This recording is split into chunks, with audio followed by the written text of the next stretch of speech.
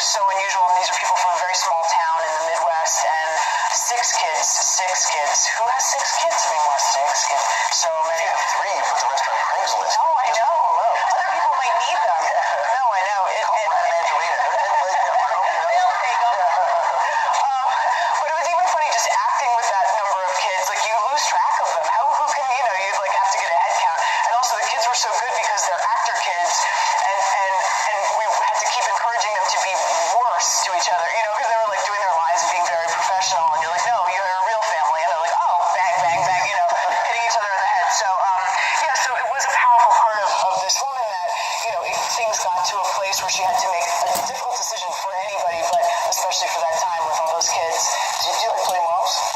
Did you play moms? I think, it's like I'm the age I am, and like I'm a woman, and that's the parts out there are, you tend to be somebody's wife or mother. So what I like is these parts don't relate to me. I did Gilmore Girls, and I had like a grown-up fake child, and that actually makes you feel like, and that was the show, like your buddies.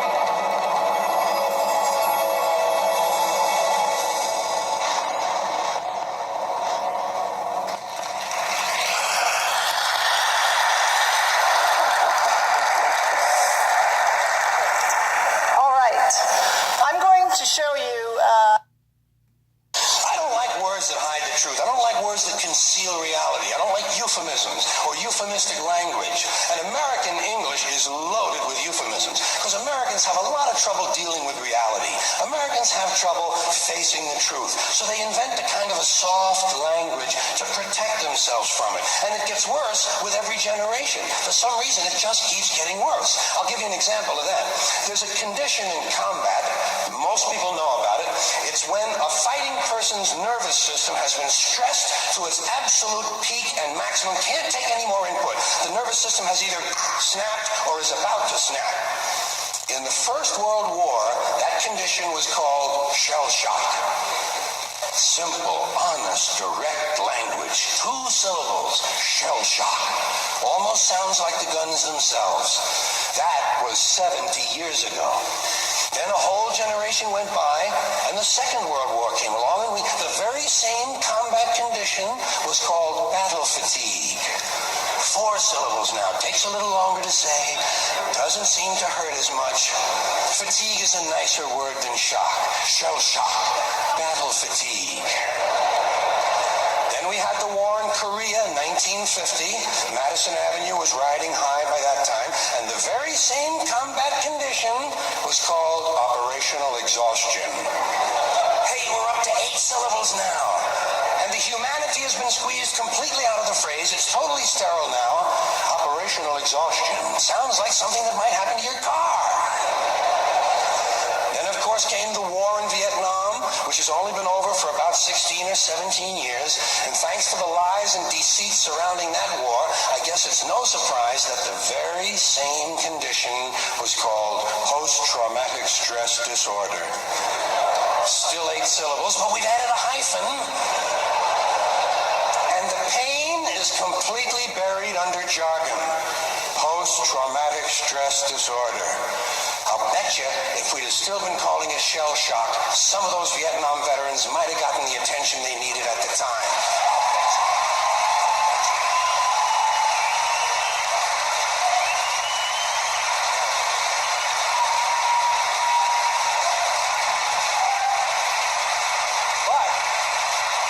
But it didn't happen. And one of the reasons is because we were using that soft language.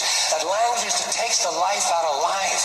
And it is a function of time. It does keep getting worse. Give you another example. Sometime during my life, toilet paper became bathroom tissue. I wasn't notified of this. No one asked me if I agreed with it. It just happened. Toilet paper became bathroom tissue. Sneakers became running shoes. False teeth became dental appliances. Medicine became medication. Information became directory assistance. The dump became the landfill. Car crashes became automobile accidents. Partly cloudy became partly sunny. Motels became motor lodges. House trailers became mobile homes. Used cars became previously owned transportation. Room service became guest room dining. And constipation became occasional irregularity. When I was a little kid, if I got sick, they wanted me to go to the hospital and see the doctor. Now they want me to go to a health maintenance organization or a wellness center to consult a healthcare delivery professional. Poor people used to live in slums. Now the economically disadvantaged occupy substandard housing in the inner cities. And they're broke. They're broke. They don't have a negative cash flow position. They're fucking broke. Because a lot of them were fired. You know, fired. Management wanted to curtail redundancies in the human resources area. So many people are no longer viable members of the workforce. Smug, greedy, well-fed white people have invented a language to conceal their sins. It's as simple as that. The CIA doesn't kill anybody anymore. They neutralize people. Or they depopulate the area. The government doesn't lie. It engages in disinformation. The Pentagon actually measures nuclear radiation in something they call sunshine units. Israeli murderers are called commandos. Arab commandos are called terrorists. Contra killers are called freedom fighters. Well, if crime fighters fight crime and firefighters fight fire, what do freedom fighters fight? They never mention that part of it to us, do they? Never mention that part of it.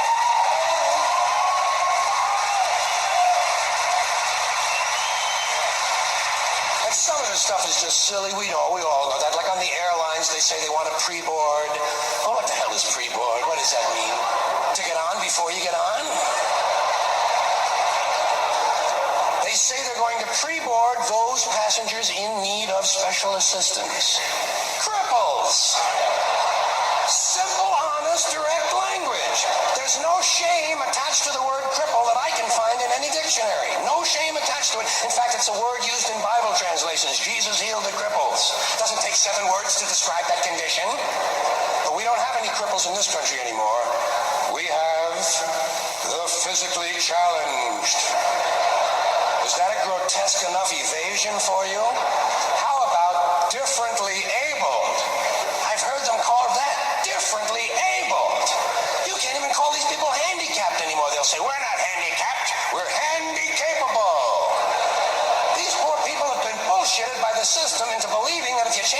the condition, somehow you'll change the condition. Well, hey, cousin, doesn't happen. Doesn't happen. We have no more deaf people in this country, hearing impaired. No one's blind anymore, partially sighted or visually impaired. We have no more stupid people. Everybody has a learning disorder. Or he's minimally exceptional. How would you like to be told that about your child? He's minimally exceptional. Oh, thank God for that. Psychologists actually have started calling ugly people those with severe appearance deficits. It's getting so bad that any day now I expect to hear a rape victim referred to as an unwilling sperm recipient.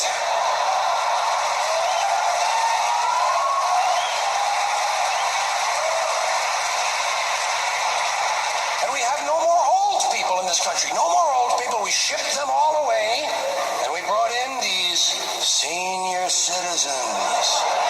Isn't that a typically American 20th century phrase? Bloodless, lifeless, no pulse in one of them. A senior citizen. But I've accepted that one. I've come to terms with it. I know it's here to stay. We'll never get rid of it. That's what they're going to be called, so I'll relax on that. But the one I do resist, the one I keep resisting, is when they look at an old guy and they'll say, look at him, Dan, he's 90 years young.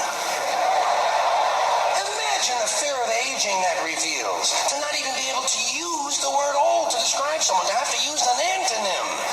And fear of aging is natural, it's universal, isn't it? We all have that. No one wants to get old, no one wants to die, but we do. So we bullshit ourselves. I started bullshitting myself when I got to my 40s. As soon as I was in my 40s, I'd look in the mirror and I'd say, well, I guess I'm getting older. Older sounds a little better than old, doesn't it? Sounds like it might even last a little longer. Bullshit, I'm getting old. And it's okay, because thanks to our fear of death in this country, I won't have to die. I'll pass away.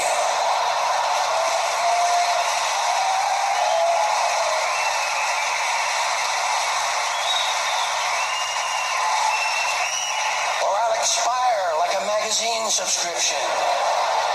If it happens in the hospital, they'll call it a terminal episode. The insurance company will refer to it as negative patient care outcome. And if it's the result of malpractice, they'll say it was a therapeutic misadventure. I'm telling you, some of this language makes me want to vomit. Well, maybe not vomit. Makes me want to engage in an involuntary personal protein spill. Thank you all.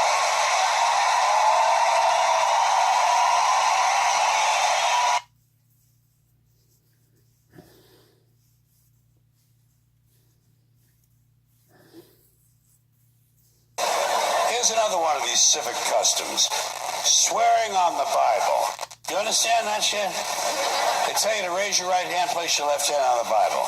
Does this stuff really matter? Which hand? Does God really give a fuck about details like this? Suppose you put your right hand on the Bible, you raise your left hand. Would that count? Or would God say, sorry, wrong hand, try again? And why does one hand have to be raised? What is the magic in this gesture? This seems like some sort of a primitive voodoo mojo shtick. Why not put your left hand on the Bible, let your right hand hang down by your side? It's more natural. Or put it in your pocket. Remember what your mother used to say? Don't put your hands in your pockets. Does she know something we don't know? Is this hand shit really important?